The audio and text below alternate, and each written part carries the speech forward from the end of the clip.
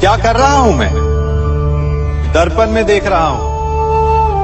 आप लोग भी प्रतिदिन देखते होंगे, परंतु प्रतिदिन अपना मुख देखने के बाद भी उस पर लिखी एक बड़ी सीख देखना भूल जाते हैं। अब आप कहेंगे कैसी सीख? तो जाइए, एक बार फिर से दर्पण के सामने जाइए और मुख खोलकर देखिए, क्या दिखेगा? दंत पंक्ति और जीभा, है ना?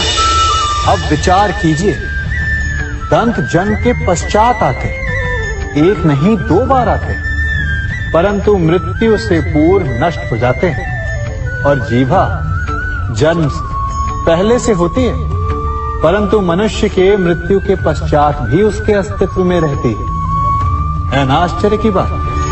दंत कठोर होते हैं, जीभा कोमल, परंतु फिर भी दंत नष्ट हो जाते हैं, जीभा नहीं होती। यही रहस्य है कि हठी और कठोर लोग शीघ्र नष्ट होते हैं और कोमल लचीले आवश्यकता के अनुसार स्वयं में परिवर्तन ला सकने में सक्षम लोगों का ही अस्तित्व रहता है। अर्थात परिस्थितियों के अनुसार स्वयं को लचीला बनाना सीखिए और आपका जीवन सरल हो जाएगा। संबंध एक सहारा होता है जीवन का, और संबंधी वो होते हैं जिनसे आवश्यकता पड़ने पर सहायता मांगी जा सके, जिन पर विश्वास किया जा सके कि बुरे समय में वो हमारे काम आएंगे। कभी ऐसा भी हुआ होगा कि आपके पास कोई सहायता मांगने आया, या ऐसा भी हो सकता है कि आप किसी के पास सहायता मांगने गए हैं, परंतु प्रश्न ये उठता है कि क्या केवल किसी के मंतव्य में उसकी सहायता इसीलिए कर देनी चाहिए क्योंकि वो आपका संबंधी है? अब आप कहेंगे कि ये कैसा प्रश्न हुआ? तनिक सोचिए, एक अस्त्र बनाने वाला जब अस्त्र बनाता है तो ये अस्त्र किसको देना है उसका अधिकार उसी के पास होता है। वो चाहे तो ये अस्त्र किसी को भी दे सकता है, वो एक सैनिक को भी दे सकता है या एक डाकू को भी, और यही अस्त्र 2 भिन्न कार्य कर सकती है। यदि डाकू के हाथों में आ गई तो उसका भय दिखाकर वो लोगों को लूटेगा, निरपराधों का रक्त बहाएगा। सहायता करने वाले की भी अवस्था ऐसी ही होती है। इसलिए किसी की सहायता करने से पूर्व ये विचार कर लेना आवश्यक है कि किसे क्या, कब और कितनी सहायता देनी चाहिए कि उसका दुरुपयोग ना हो। यदि आपकी सहायता से कोई अधर्म हुआ तो उसके उत्तरदायी आप ही होंगे। जीवन में कई बार ऐसे अवसर आते हैं कि आप लोगों से मिलने जाते हैं और उनसे कुछ आकांक्षाएं भी रखते हैं, और कई बार जीवन में ऐसे अवसर भी आते हैं कि लोग आपसे मिलने आते हैं। इसलिए अतिथियों का सम्मान करने से पूर्व सदा कुछ बातों को स्मरण रखना आवश्यक होता है। यदि कोई आपके पास मिलने आता है तो उसके 3 कारण हो सकते हैं। पहला कारण होता है भाव, दूसरा अभाव और तीसरा प्रभाव।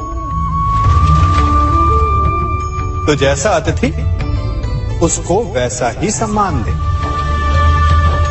यदि आपके पास कोई भाव से आए तो उसे केवल आपका प्रेम चाहिए, आपका सानिध्य चाहिए, और यदि कोई अभाव में आया तो उसकी उतनी सहायता अवश्य करें जितना आप करने में सक्षम हो, परंतु इतनी अधिक भी ना करें कि वो उस सहायता का दुरुपयोग कर बैठे। और यदि कोई प्रभाव में आया तो स्वयं पर अभिमान ना करें, क्योंकि कभी न कभी जीवन में आप भी भाव, अभाव और प्रभाव के चक्रव्यूह में फंस सकते हैं।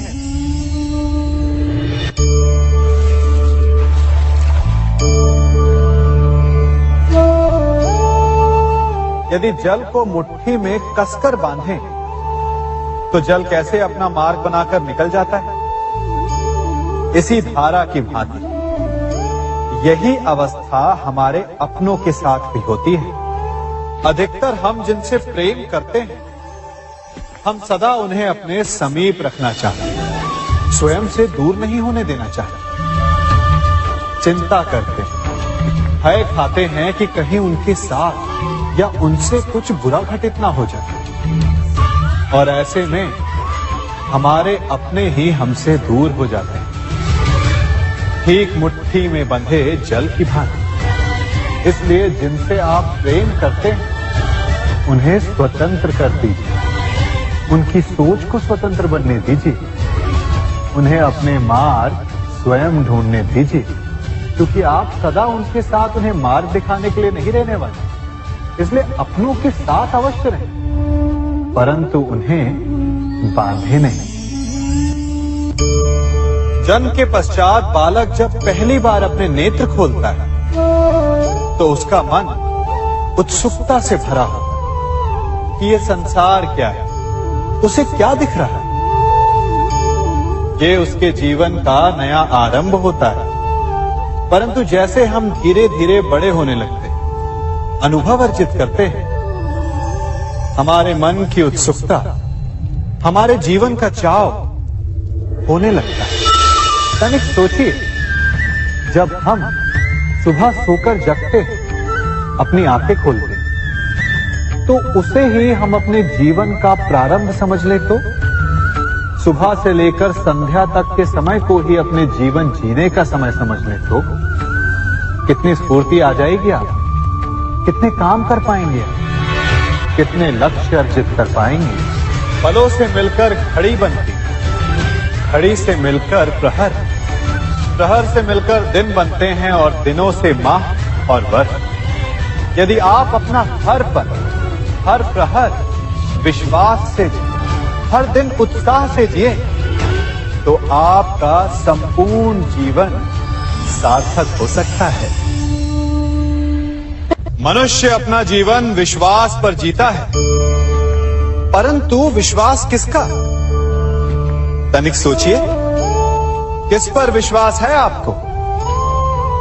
महापुरुषों की कही बातों पर, ग्रंथों में लिखे ज्ञान पर, माता पिता की सीख पर, या मित्रों के दिए गए निर्देशों पर, या फिर मेरी कही बातों पर?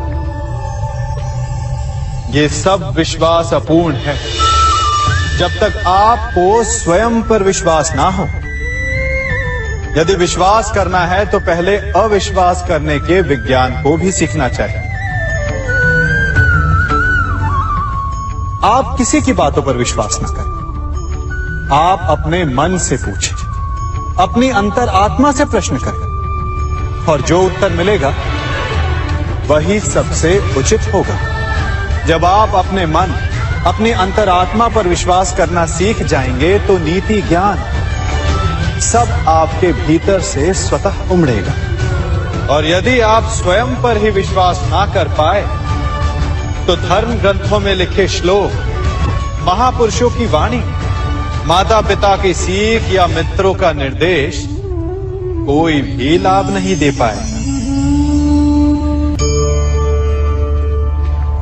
एक पिता होने के नाते आप अपनी संतान के लिए क्या करते हैं? उसके लिए बहुत सारी सुविधाएं जुटाते, बहुत सारा धन कमाते है ना? और क्या आपको ऐसा लगता है कि यही उचित है आपकी संतान के लिए? इस पंछी को देख रहे हैं, ये भी संतान को जन्म देता है, उन्हें पालता है, पोसता है, उड़ना सिखाता है और भोजन का प्रबंध भी करना सिखाता है।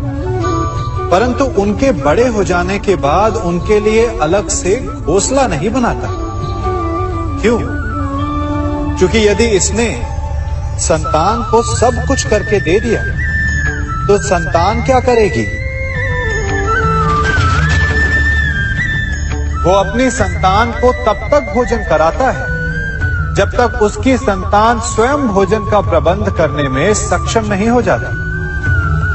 और उसका लाभ यह मिलता है कि उसी की भांति उसकी संतान आत्मनिर्भर बनती है। इसलिए अपनी संतान को उतनी ही सुविधाएं दें जितनी आवश्यक है। मोह को त्यागे। आपका उनसे मोह उन्हें कभी आत्मनिर्भर नहीं बनने देगा।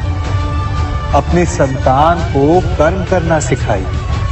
यदि आपकी संतान कर्म करना सीख गई तो वो धन स्वयं कमा लेगी। और यदि वो आलसी अकर्मण्य बन बैठे तो आपके संचित धन का भी नाश कर देगी। संसार में सबसे बड़ा संबंध कौन सा है? अब आप पूछेंगे कि यह कैसा प्रश्न हुआ? इसका उत्तर तो बड़ा सरल है, यही ना? परंतु इस प्रश्न के भी कई उत्तर हैं। कोई कहेगा माता और पुत्र का संबंध, तो कोई कहेगा पिता पुत्री का संबंध, तो कोई पति पत्नी का, और तो कोई भक्त और भगवान का संबंध। परंतु तनिक गहराई से देखेंगे तो पाएंगे कि ये सारे संबंध या तो जन्म से जुड़े होते हैं, या समाज में बना दिए जाते हैं, या फिर किसी आकांक्षा के चलते बनते हैं। तो सबसे बड़ा संबंध कौन सा होता है? उलझ गए ना?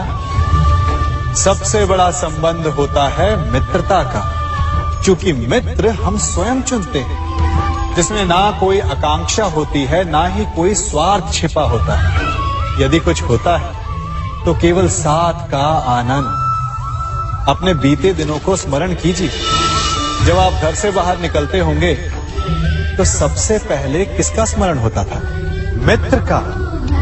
परंतु जैसे जैसे मनुष्य बड़ा होता जाता है, सफल होता जाता है, मित्र छूटते जाते हैं। और फिर वो अपनी आय, अपने जीवन के स्तर के अनुसार मित्रता करने लगता है। उसके मन में ये विचार आ जाता है कि मित्रता बराबरी वालों से ही होनी चाहिए। यही सोच अनुचित है, क्योंकि मित्रता बराबर वालों से नहीं होती। मित्रता हमें बराबर करती है। इसलिए नए मित्र अवश्य बनाइए, परंतु अपने पुराने मित्रों को भूलिएगा मत।